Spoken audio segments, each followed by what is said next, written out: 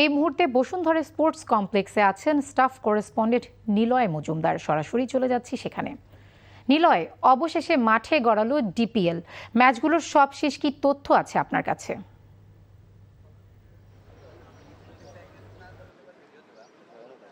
আমি এই মুহূর্তে অবস্থান করছি বসুন্ধরা স্পোর্টস কমপ্লেক্সে। একদম কিংস আরেনার পাশে যে ক্রিকেট মাঠটা আছে সেখানে, এবং খেলা উদ্বোধন শুরু হওয়ার কথা ছিল 8:30টায়। প্রেসিডেন্ট তামিম ইকবাল আসার কথা ছিলেন, কিন্তু কোনোটাই হয়নি। বাট উদ্বোধন একটু আগে অনুষ্ঠিত হয়েছে। উদ্বোধন করেছেন, টুর্নামেন্ট উদ্বোধন করেছেন রফিকুল ইসলাম বাবু। মাত্র একটি মাঠে এই মুহূর্তে খেলা চলছে। আর এই মাত্র টস হবে, এবং টস হওয়ার সিদ্ধান্ত হওয়ার পরে হয়তোবা খেলা শুরু হবে। যেহেতু ব্যাড লাইটের একটা কারণ আছে, এখানে ফ্লাড লাইট থাকলেও একটা ইস্যু থেকেই যায় যে আলো কতটুকুতে খেলা হবে, যেহেতু রিজার্ভ ডে আছে। তবে এখন পর্যন্ত যে অবস্থা, এই জায়গায় এখনো বৃষ্টি হয়নি, তো খেলা হওয়ার একটা সম্ভাবনা থেকেই যাচ্ছে।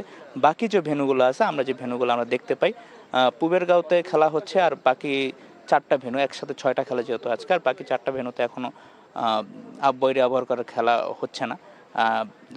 সভাপতি তামিম ইকবাল আসার কথা ছিলেন, কিন্তু তিনি অনিবার্য কারণবশত তিনি আসেন নাই। যুব ক্রীড়া প্রতিমন্ত্রীরও আসার কথা ছিল আমিনুল হকের, কিন্তু তিনিও আসলেন না।